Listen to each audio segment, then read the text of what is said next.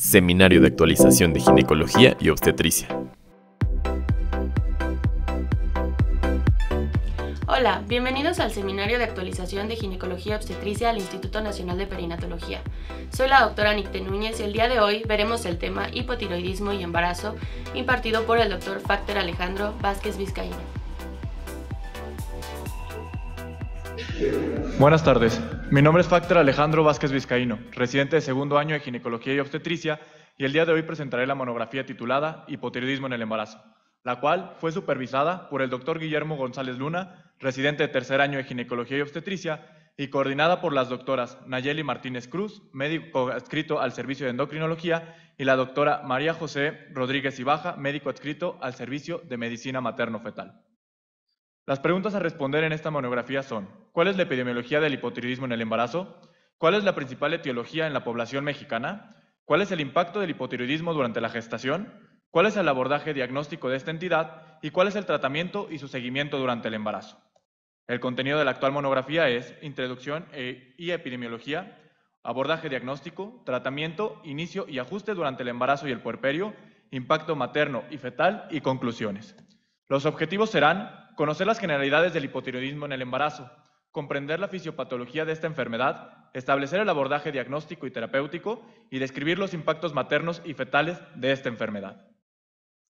A manera de introducción, comenzaremos por definir qué es el hipotiroidismo. La Asociación Americana de Tiroides lo define como un reflejo de una glándula tiroidea hipoactiva, debido a una producción insuficiente de hormonas tiroideas o una resistencia periférica a las hormonas tiroideas. Para hablar del hipotiroidismo durante el embarazo, es importante que comprendamos la fisiología de la función del eje hipotálamo-hipófisis tiroide, el cual presenta una regulación mediante la síntesis de TRH, TSH, T3 y T4 en cada uno de sus partes diferentes del eje, generando una retroalimentación negativa.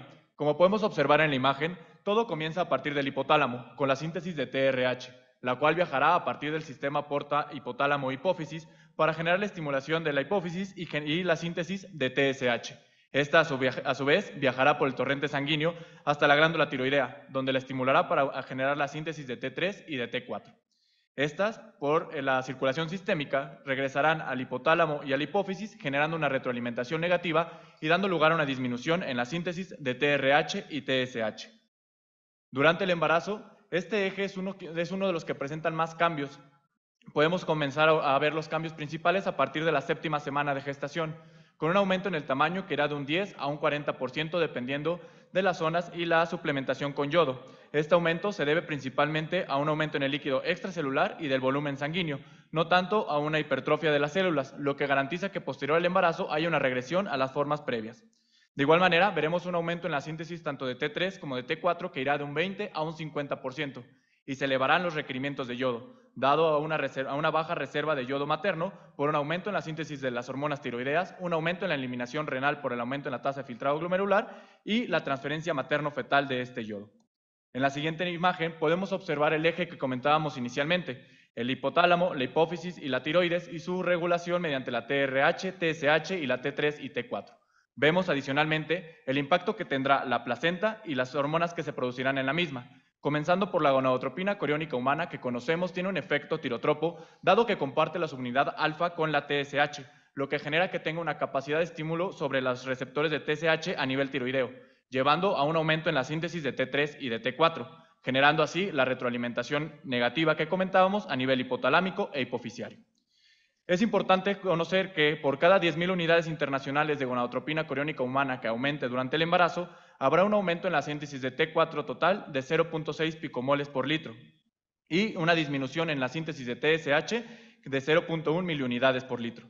Esto puede llegar a ser tan importante que hasta el 15% de las pacientes sanas durante el primer trimestre llegarán a tener niveles de TSH menores a 0.4, persistiendo en el segundo trimestre únicamente el 10% y llegando hasta el término del embarazo en el tercer trimestre 5% de estas pacientes. De igual manera, a nivel placentario observamos el impacto que pueden tener los estrógenos, dado que estos generan un estímulo a nivel hepático por un aumento en la síntesis de la tiroglobulina transportadora de hormonas tiroideas, la cual se fijará a la T3 y T4 y llevará a una disminución en las concentraciones séricas de las hormonas libres. También es importante recalcar la actividad de la enzima desyodinasa, la cual se encuentra a nivel placentario en su forma D3, que tiene la característica de ser 200 veces más activa que el resto de las formas de esta enzima. Su principal función será regular el paso de las hormonas tiroideas hacia la circulación fetal, con una desionidación de T4 a T3 y de T3 a su forma inactiva. Sin embargo, genera también este impacto en la circulación materna, generando de esta manera una disminución en las concentraciones séricas de T3 y T4 libre, disminuyendo así su impacto que puedan tener en los tejidos periféricos o diana. En la siguiente gráfica podemos observar el comportamiento de las principales hormonas asociadas al eje hipotálamo-hipófisis que comentábamos previamente, tiroides. Observando cómo, conforme existe una elevación en las concentraciones de la gonadotropina coriónica humana que se estabilizará hasta alrededor de las 12 semanas de gestación, se dará de igual manera un aumento en la síntesis de T4 total, sin embargo, sin presentar cambios significativos en las concentraciones de T4 libre. Esto debido al aumento progresivo en la tiroglobulina, que se encargará de capturar a las formas libres de estas hormonas, generando que no tengan impacto sobre la acción metabólica. De igual manera, observamos el comportamiento de la TSH, cómo durante el primer trimestre generará una disminución progresiva y posteriormente regresará a valores normales aproximadamente a las 20 semanas de gestación. El impacto de la tiroglobulina y su aumento es tan importante que únicamente el 0.04% de la T4 se encontrará en su forma libre y únicamente el 0.5% de la T3 estará en su forma libre. En la siguiente gráfica resumimos las principales hormonas tiroideas y sus cambios durante el embarazo y su capacidad de paso placentario. Podemos observar cómo la tiroglobulina presenta una elevación durante el embarazo con un paso placentario activo. Tanto la T4 total como la T3 total presentarán elevaciones durante el embarazo sin tener una capacidad de paso hacia la circulación fetal. Sin embargo, la T4 libre y la T3 libre, que no presentarán cambios significativos, tienen una capacidad de traspaso hacia la circulación fetal. La TSH se disminuirá durante el primer trimestre, pero tendrá una gran actividad en la circulación fetal, generando una estimulación directa sobre la tiroides fetal. Los anticuerpos anti-TPO normalmente durante el embarazo tienden a disminuir sus concentraciones, pero tienen la capacidad de pasar a la circulación fetal. Hablaremos un poco sobre la función tiroidea fetal.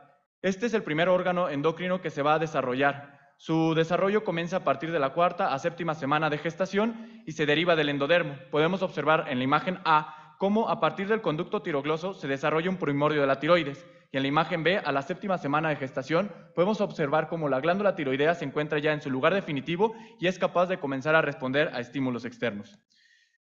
El eje hipotálamo-hipófisis tiroides comenzará su acción tan temprano como la 8ª semana de gestación, donde a nivel hipotalámico se dará la síntesis de TRH.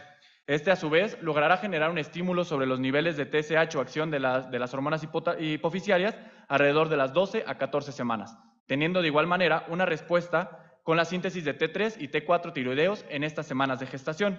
Observamos en la gráfica el comportamiento de las hormonas tiroideas fetales, cómo es que a pesar de que durante todo el embarazo existe un aumento constante en la síntesis de hormonas T4 y T3, sigue persistiendo la elevación progresiva de las concentraciones de TSH. Esto se debe a que existe una baja retroalimentación por un eje inmaduro, el cual alcanzará su máxima madurez hacia los 3 meses posteriores al nacimiento.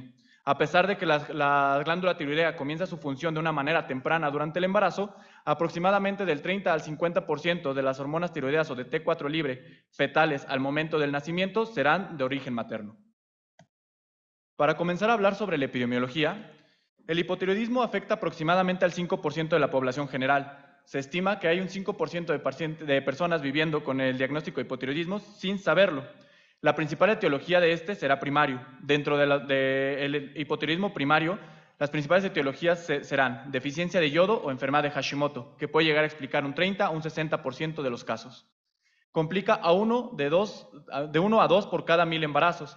Se estima una prevalencia en Estados Unidos de 0.3% y afecta con mayor frecuencia a mujeres, con una relación de 10 a 1. En el siguiente mapa podemos observar el comportamiento epidemiológico en diferentes países. En Estados Unidos se tiene una incidencia estimada de 0.2 a 5.3%. En nuestro país se estima una prevalencia del 1% de hipotiroidismo manifiesto y 8% para el hipotiroidismo subclínico. En Europa, la incidencia global será del 0.3% a 3.7%. Dentro del embarazo, el hipotiroidismo se encontrará o afectará aproximadamente al 0.3 a 2.5% de todas las pacientes, encontrándose en su forma clínica o manifiesta en el 0.3 a 0.7% y subclínico de un 2 al 2.5%. Esta epidemiología puede variar dependiendo de los criterios de tamizaje que se tengan en cada población. Se estima que aproximadamente hasta el 20% de las mujeres sanas pueden llegar a tener anticuerpos anti-TPO positivos al momento de iniciar el embarazo. En el siguiente mapa podemos observar la distribución de la deficiencia de yodo a nivel global, observando cómo en la población general nuestro país tiene una suplementación de yodo suficiente. Cuando se hace el análisis en las pacientes embarazadas, continuamos siendo uno de los países que tienen un aporte suficiente de yodo.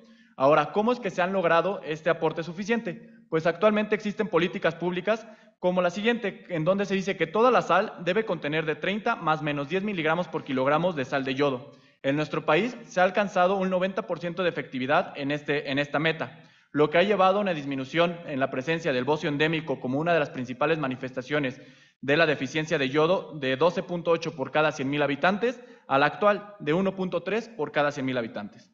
A pesar de que se han aplicado estas medidas, se estima que en la población mundial, en pacientes embarazadas, la media de yodo urinario es de 129 microgramos por litro, lo que corresponde a una deficiencia moderada. Y se estima que el 53% de las mujeres embarazadas tendrán una deficiencia de yodo a nivel mundial. En la siguiente gráfica podemos observar el comportamiento de la deficiencia de yodo severa en las poblaciones en las cuales se han aplicado estas medidas públicas y en los que no, como puede ser Estados Unidos, China y Reino Unido, con una prevalencia de 1.7, 3.4 y 2.5% respectivamente. Mientras que en los países donde no se tienen estas políticas públicas, como Ucrania e Israel, la deficiencia puede ser tan importante como el 50% y 29% respectivamente.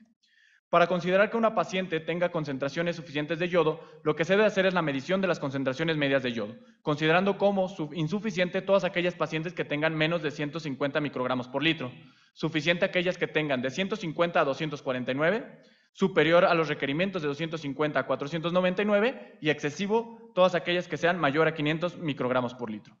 En nuestro país, la manera que tenemos para estimar la deficiencia de yodo es mediante la prevalencia del bocio endémico. Podemos observar cómo en ninguno de los estados de la República contamos con una prevalencia mayor a 0.81 en cuanto al bocio endémico.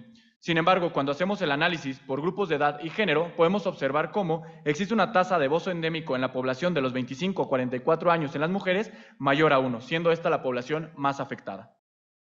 Dentro de la prevención de la deficiencia de yodo se han propuesto diferentes regímenes para la administración del suplemento. El National Institute of Health recomienda una dosis de 150 microgramos al día en todas las pacientes en el estado pregestacional, de 220 microgramos durante el embarazo y 290 microgramos en la lactancia. La Organización Mundial de la Salud resume su recomendación a 250 microgramos día durante el embarazo y la lactancia.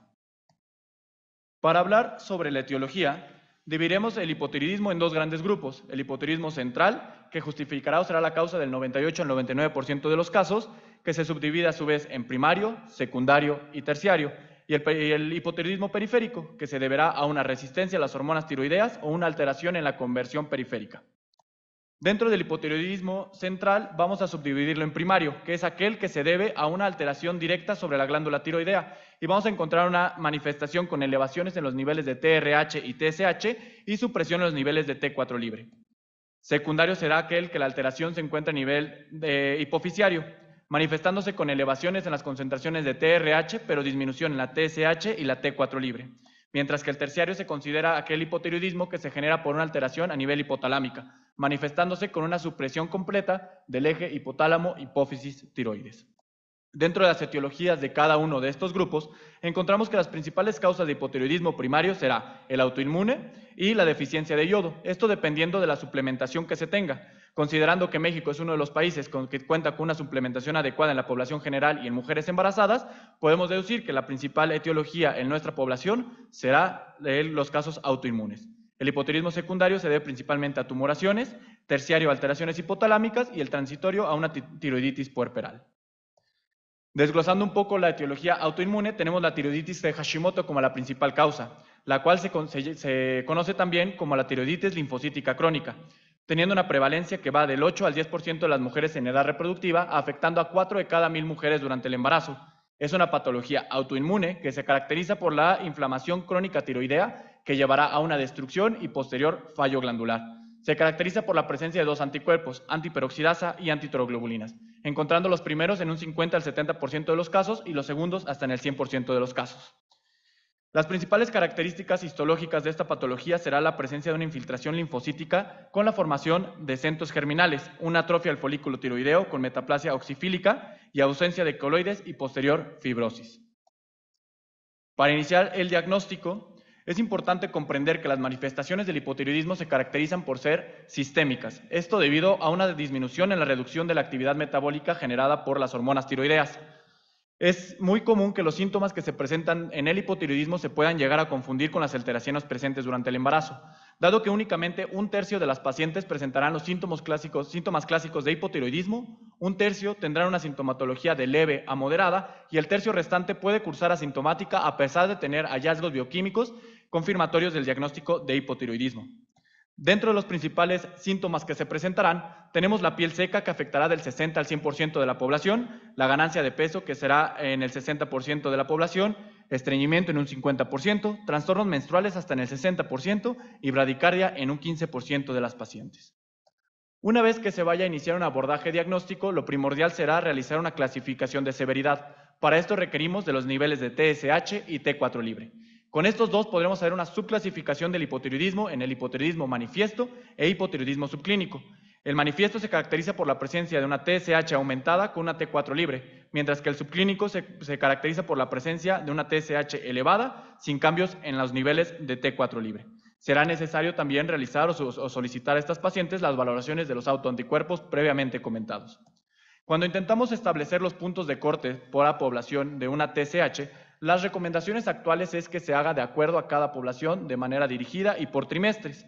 Actualmente no contamos con estos valores en nuestra población, sin embargo podemos observar el comportamiento que presentan en este estudio en población china, en el cual quiero mostrarles únicamente la disminución progresiva y continua, tanto en el percentil 95 como en el percentil 5, en los niveles de TSH de acuerdo a la progresión de las semanas de gestación. En esta población se hicieron 3 análisis en diferentes puntos de cortes, de las 3 a las 6.6 semanas de gestación, de las 7 a las 7.6 semanas de gestación y de las 8 a las 13.6, encontrando una diferencia estadísticamente significativa en estos 3 puntos de cortes al compararlo con la población no embarazada. Cuando hablamos de los niveles de T4 libre, se va a dividir de igual manera por trimestre. En el primer trimestre se considerará como normal todos aquellos niveles que se encuentren entre 0.73 y 1.13. En el segundo trimestre de 0.54 a 1.09 y en el tercer trimestre de 0.56 a 1.09. Los niveles normales para los anticuerpos se consideran positivos todos aquellos que se encuentren mayor a 65 o mayor a 50 en cuanto a los tiroperoxidasa y los antimicrosomales respectivamente. Cuando iniciemos el abordaje, comentamos lo primero que debemos analizar son los valores de TSH. Y en aquellas poblaciones como es la nuestra, en los que no se tengan los valores de referencia por trimestre en pacientes sanas sin anticuerpos positivos, se deberá utilizar un punto de corte de 4. En el abordaje diagnóstico también deberemos saber a qué pacientes se recomienda realizar un tamizaje directo, mientras que el Colegio Americano de Ginecología y Obstetricia, la Asociación Americana de Endocrinología Clínica y la ATA se encuentran en contra del tamizaje universal y recomiendan únicamente que se realice un tamizaje a aquellas pacientes con riesgo. El CLINIC de Barcelona recomienda que se aplique un tamizaje universal, dado que han encontrado mayores beneficios que riesgos y costos al realizar esta intervención.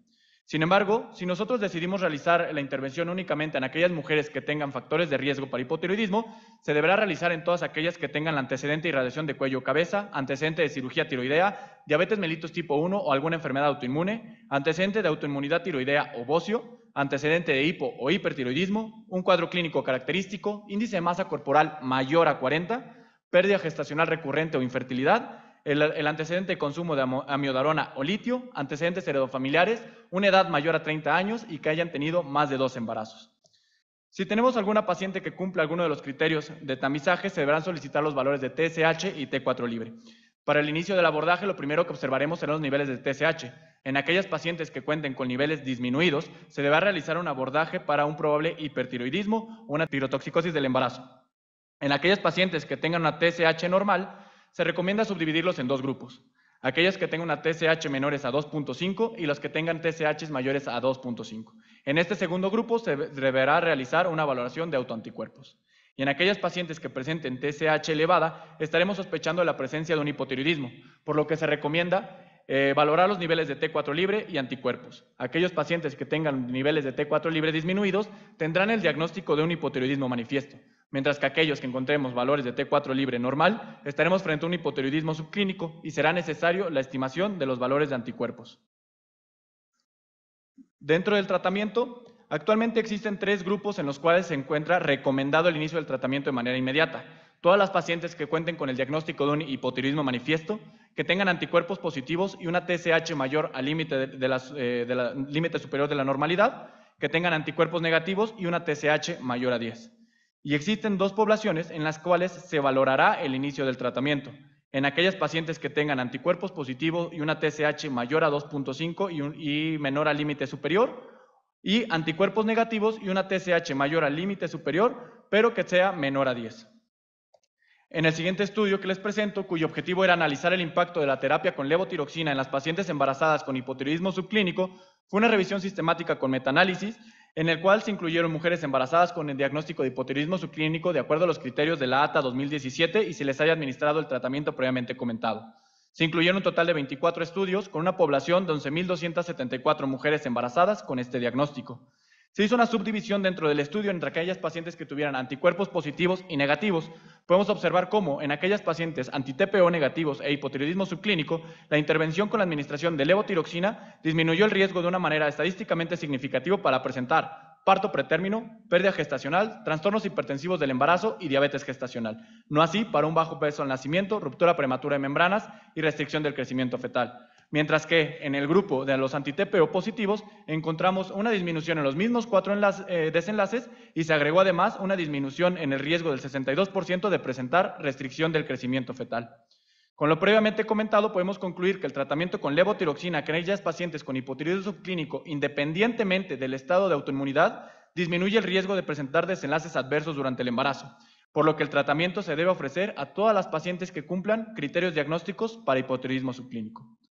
Una vez que hayamos decidido iniciar el tratamiento, debemos valorar qué es lo que utilizaremos. Actualmente existen en el mercado las preparaciones tiroideas que vienen con una concentración de T4 y T3 variables. Sin embargo, se ha visto que la relación de estas 2 hormonas que presentan estas preparaciones es de 4.2 a 1, mientras que los valores normales o fisiológicos es de 14 a 1, los cuales se alcanzan únicamente con el uso de una levotiroxina sódica, por lo que actualmente está contraindicado el tratamiento con estas preparaciones tiroideas.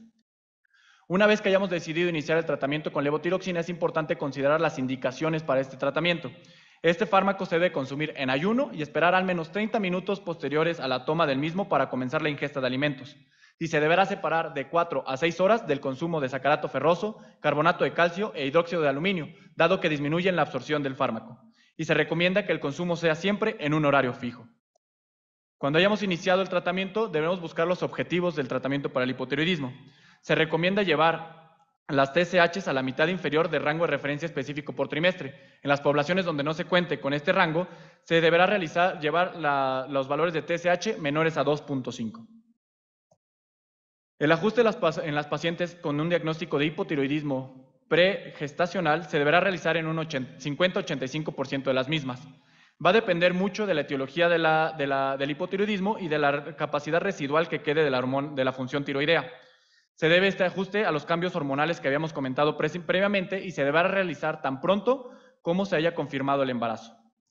Las pacientes con diagnóstico de hipotiroidismo pregestacional que estén buscando un embarazo, se deberá realizar un ajuste del tratamiento con metas de TSH que pueden variar de acuerdo a la literatura, menores a 1.2 y menores a 2.5. Se ha visto que en aquellas pacientes que tienen valores de TSH menores a 1.2 previos al embarazo, requerirá un ajuste únicamente del 17% de la dosis total. Actualmente la recomendación es que se lleve un objetivo de una TSH menor a 2.5 previo a lograr el embarazo. Una vez que se haya logrado el embarazo y vayamos a realizar el ajuste del tratamiento, se pueden realizar de 2 maneras diferentes. Lo primero es, en aquellas pacientes que estén consumiendo una tableta de levotiroxina al día, independientemente de la dosis que sea la tableta, y se mantengan eutiroideas con esta dosis, se les recomienda un aumento de 2 tabletas por semana, lo cual representa un aumento en la dosis total de un 29%. En aquellas pacientes que no tengan este criterio de una tableta al día, se deberá realizar un aumento de un 20 al 30% de la dosis total de acuerdo a la ATA y un 25% de acuerdo a la ACO. Ahora, cuando el diagnóstico se realice durante el embarazo, se va a dividir en 2 grandes propuestas. La primera, la ATA, la Asociación Americana de Endocrinología Clínica y el Colegio Americano de Ginecología y Obstetricia, recomiendan un inicio de una dosis que vaya de 1 a 2 microgramos por kilogramo día, lo cual representa aproximadamente 100 microgramos al día.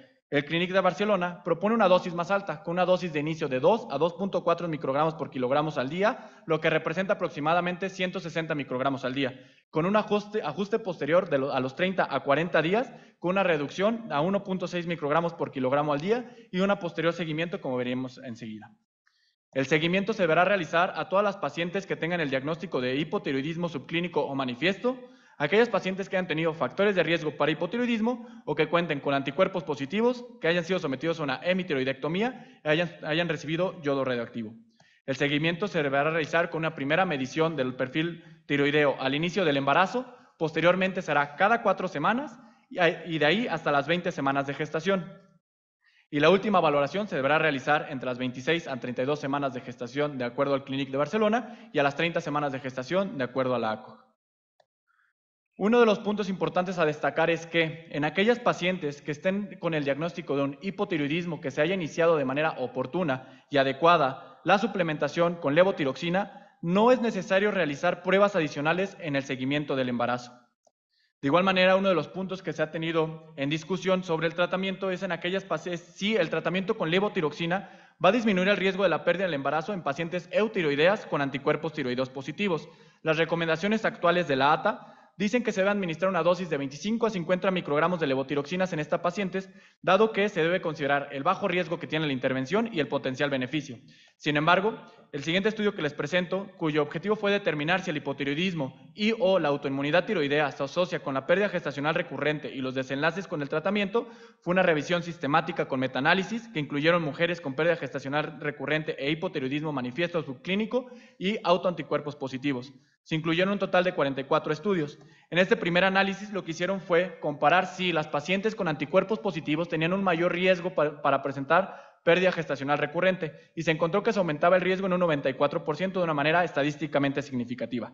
Sin embargo, en los estudios en los que se analizó la intervención de la administración con levotiroxina, en ninguno de ellos se encontró una significancia estadística para la disminución del riesgo de la pérdida gestacional, por lo que podemos concluir que efectivamente existe una asociación entre la presencia de autoanticuerpos tiroideos y la pérdida gestacional recurrente. Sin embargo, actualmente no existe evidencia estadísticamente significativa que justifique el tratamiento con levotiroxina en aquellas pacientes eutiroideas y que tengan la presencia de autoanticuerpos para la prevención de la pérdida del embarazo. Para el ajuste del tratamiento durante el puerperio deberemos considerar dos situaciones diferentes. La primera será todas aquellas pacientes que se haya hecho un diagnóstico preconcepcional en los cuales se recomienda un regreso a la dosis previa, aunque sabemos que aproximadamente el 50% de estas pacientes requerirán un ajuste posterior a la resolución del embarazo. La segunda será en aquellas pacientes que se haya hecho un diagnóstico durante el embarazo, considerando que en estas pacientes que se haya encontrado con una autoinmunidad positiva sin alteraciones en la TSH, se deberá suspender el tratamiento. Las pacientes que estén recibiendo una dosis de levotiroxina menor o igual a 50 microgramos al día, se podrá suspender el tratamiento de igual manera. Y en aquellas pacientes que se haya hecho el diagnóstico durante el embarazo y que estén recibiendo una dosis de levotiroxina mayor a 50 microgramos por día, se recomienda realizar una reducción del 25% de la dosis, con un seguimiento posterior a las 6 semanas de la resolución del embarazo con un perfil tiroideo completo. Enseguida abarcaremos el impacto materno y fetal que tiene la enfermedad tiroidea o el hipotiroidismo. Comenzando con este estudio, en cuyo objetivo era evaluar la relación entre el hipotiroidismo subclínico y el desarrollo de trastornos hipertensivos del embarazo, fue una revisión sistemática que incluyó todos aquellos estudios que evaluaran la asociación entre estos dos desenlaces. Se incluyó un total de 22 estudios, encontrando en un primer análisis que efectivamente el hecho de presentar hipotiroidismo subclínico aumentaba en un 54% el riesgo de presentar trastornos hipertensivos del embarazo. Sin embargo, dentro de este mismo análisis, de este mismo estudio, se hizo un subanálisis donde se dividieron aquellos estudios donde se manejó como punto de corte de diagnóstico una TSH mayor a 2.5, encontrando que en estos no existía una diferencia estadísticamente significativa para el aumento del riesgo. Y el segundo grupo que se analizó fue la población con los estudios en los que se incluyó como punto de corte una TSH mayor a 4, observando que en esta población existía un aumento en el riesgo del 52% de presentar trastornos hipertensivos del embarazo. Por lo que concluimos que existe una asociación entre el diagnóstico del hipotiroidismo subclínico y el desarrollo de enfermedades hipertensivas del embarazo, pero que esta relación únicamente se va a encontrar en aquellas pacientes con una TSH mayor a 4, punto de corte propuesto por la ATA. En este estudio, cuyo objetivo era estudiar la asociación entre los niveles de TSH en el embarazo con los desenlaces perinatales, fue un estudio de corte retrospectivo que se incluyeron mujeres mayores de 18 años con un embarazo único sin enfermedad tiroidea. Se incluyeron un total de 8.413 mujeres.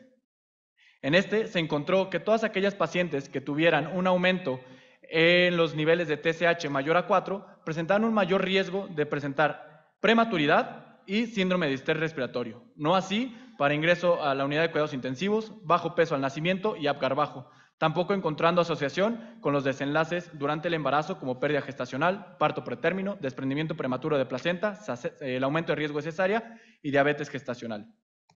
Por lo que concluimos que los niveles de TSH mayores a 4 se van a asociar con un mayor riesgo de prematuridad y síndrome de distrés respiratorio neonatal, sin encontrar una asociación con los desenlaces obstétricos propuestos en este estudio. En este estudio, cuyo objetivo era evaluar los efectos de la suplementación de yodo en mujeres embarazadas con deficiencia leve a moderada, que comentábamos que representaba el 53% de la población global, fue una revisión sistémica de ensayos clínicos aleatorizados que incluyó a todos aquellos estudios en los que se hayan tenido medias de yodo urinario de 50 a 148 microgramos por litro. Se tuvo un total de 10 ensayos clínicos aleatorizados y se analizó scores cognitivos de lenguaje y motores, encontrando que no existía ninguna diferencia estadísticamente significativa en esta población, por lo que concluimos que no está justificado el tratamiento suplementario de yodo en aquellas pacientes que tengan una deficiencia de leve a moderada.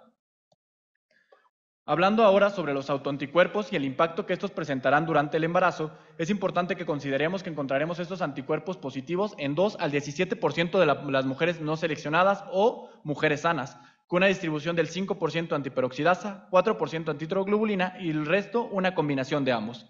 De igual manera, se pueden relacionar los niveles de yodo urinario con la presencia de los autoanticuerpos, encontrando que a niveles más bajos de yodo urinario aumentará el riesgo de presentar autoanticuerpos. Es importante valorar estos anticuerpos dado que el impacto que presentan durante el embarazo se justifica por un compromiso en la capacidad tiroidea de responder a las demandas durante el embarazo. Los anticuerpos anti-TPO y antitroglobulinas, o ambos, presentes en la población, el 20% de estas mujeres desarrollaron una TSH mayor a 4 durante el embarazo. De igual manera, se ha asociado principalmente con los desenlaces de riesgo de pérdida del embarazo, con un aumento de riesgo 1.5 veces, una pérdida gestacional recurrente aumentando el riesgo 1.24 más, y se estima que aquellas pacientes que tengan anticuerpos antitiroideos positivos presentan mayor riesgo de tener anticuerpos anticardiolipinas positivos. Por esto se recomienda que todas las pacientes que hayan tenido anticuerpos positivos independientemente de su estado eutiroideo, se deba realizar un seguimiento cada 4 semanas de acuerdo a lo recomendado previamente. Este análisis, cuyo objetivo era investigar la asociación y el efecto dosis dependiente de la autoinmunidad tiroidea y las complicaciones maternos y fetales, fue un estudio de corte retrospectivo, multicéntrico, que incluyó mujeres mayores de 18 años con un embarazo único. Se tuvo un total de 27.408 participantes, de las cuales 5.342 tuvieron autoinmunidad y el resto pertenecieron al grupo control. Podemos observar en el comportamiento en la gráfica A, en el cual se analizaba los niveles de TSH comparados en la población con anticuerpos positivos marcada en rojo y la población anticuerpos negativos marcada en azul, cómo existe una diferencia estadísticamente significativa en los niveles de TSH en el primer y segundo trimestre, generando que la población positiva tenga niveles más altos. De igual manera, al analizar los niveles de T4 libre, podemos observar que existe esta misma diferencia estadísticamente significativa en el primer, segundo y tercer trimestre, presentando niveles más altos de T4 libre en la población con anticuerpos anti-TPO positivos. La siguiente gráfica analiza las concentraciones de la T3 libre, observando que existe una diferencia estadísticamente significativa en los primer, segundo y tercer trimestre, presentando niveles más bajos de hormona T3 libre en las pacientes que tuvieron anticuerpos positivos.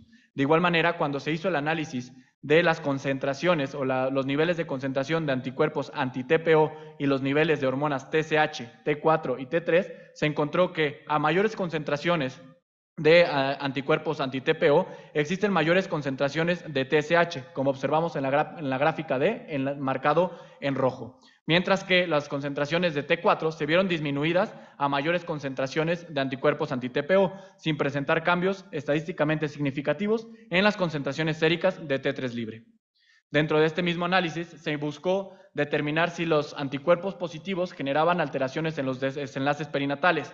Se hizo un análisis en 4 modelos diferentes, ajustándolo en el modelo 1 a la edad y el índice de masa corporal, en el modelo 2 a las pacientes que tengan más de un embarazo, en el modelo 3 a los niveles de TSH y T4 libres, y en el modelo 4 al modelo 3 más el antecedente de infertilidad, observando cómo en cada uno de los modelos estudiados o propuestos se encontró una asociación estadísticamente significativa en los desenlaces maternos de aumento de riesgo de trastornos hipertensivos del embarazo, diabetes gestacional y parto pretérmino. Y dentro de los desenlaces neonatales se encontró un aumento en el riesgo de ingreso a la unidad de cuidados intensivos.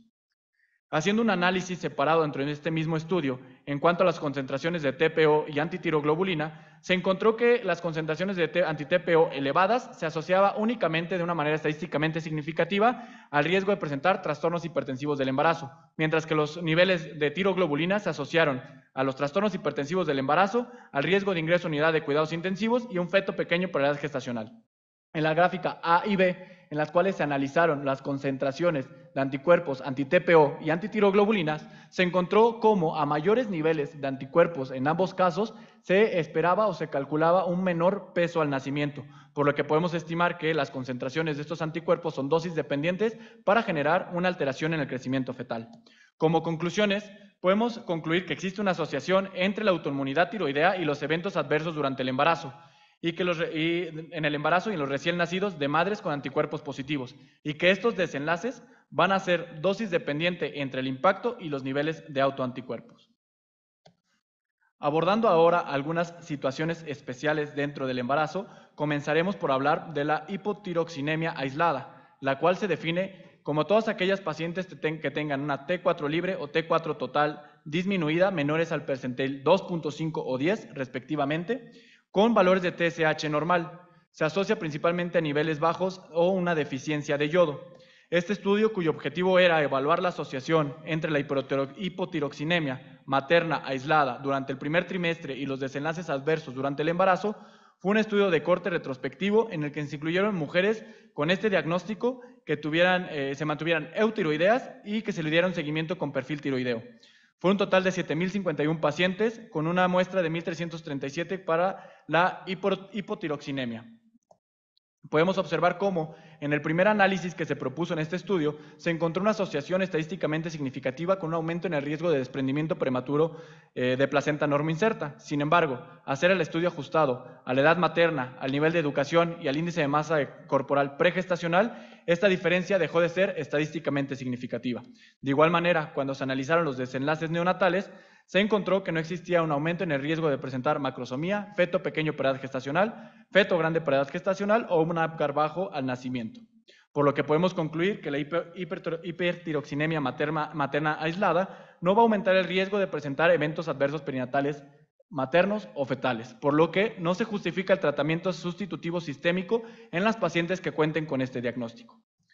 Otra situación especial a considerar será el coma mixedematoso, el cual se considera una urgencia endocrinológica derivada de un hipotiroidismo grave que se ha dado por una depresión severa y prolongada de las hormonas tiroideas y se caracteriza por tener un factor desencadenante no tiroideo, principalmente la hipotermia, infecciones y alteraciones metabólicas.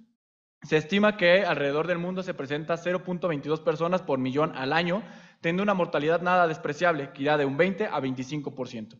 En la literatura se reportan hasta la actualidad únicamente 36 casos de un coma mixedematoso asociado al embarazo. El diagnóstico de este será completamente por la sospecha médica y se podrán utilizar esta escala diagnóstica, en el cual se evalúa la disfunción de la termorregulación, los efectos sobre el sistema nervioso central, los hallazgos gastrointestinales, la presencia o ausencia de un evento precipitante, la disfunción cardiovascular y las anormalidades metabólicas, dándole una puntuación a cada uno de estos hallazgos, encontrando que todas aquellas pacientes que tengan valores menores a 25 se considera como un diagnóstico improbable para coma mixedematoso. De 25 a 59 se considerarán en un riesgo alto y aquellas que tengan más de 60 puntos se considera como un criterio diagnóstico para coma mixedematoso.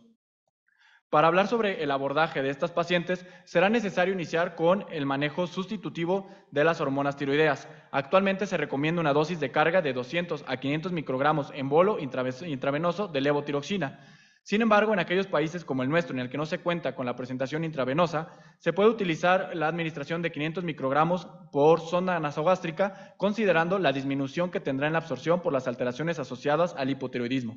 En aquellas pacientes que posteriores a las 24 horas de la administración de esta dosis no tengan una respuesta adecuada al tratamiento, se recomendará una dosis de carga de 10 a 25 microgramos de T3 para intentar revertir el estado.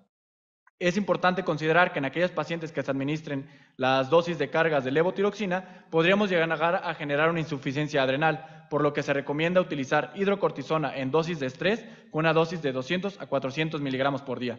La hipoventilación se dará manejo de acuerdo a las características de la paciente, llegando a requerir en algunas ocasiones un manejo avanzado de la vía aérea. La hipotermia se deberá evitar el calentamiento activo. La hipotensión se dará un manejo con soluciones intravenosas y un inicio de la dopamina en aquellas pacientes que sean refractarias al tratamiento con estas soluciones. Y quizás el punto más importante para el tratamiento del coma mixedematoso será la identificación del evento precipitante y realizar un tratamiento dirigido a este mismo. Dentro de las conclusiones de esta monografía tenemos que las alteraciones tiroideas representan la segunda alteración endocrinológica más común del embarazo. La identificación de las pacientes con riesgo de presentar hipotiroidismo es la piedra angular para un tamizaje oportuno. El tratamiento debe iniciarse de manera temprana, dado que los riesgos que presentan son mucho más bajos considerados con los beneficios que tendrán, y que los desenlaces adversos son prevenibles con una terapia de sustitución adecuada. Muchas gracias. Agradecemos al doctor por su ponencia y los esperamos en el siguiente seminario. Instituto Nacional de Perinatología, Ética y Humanismo.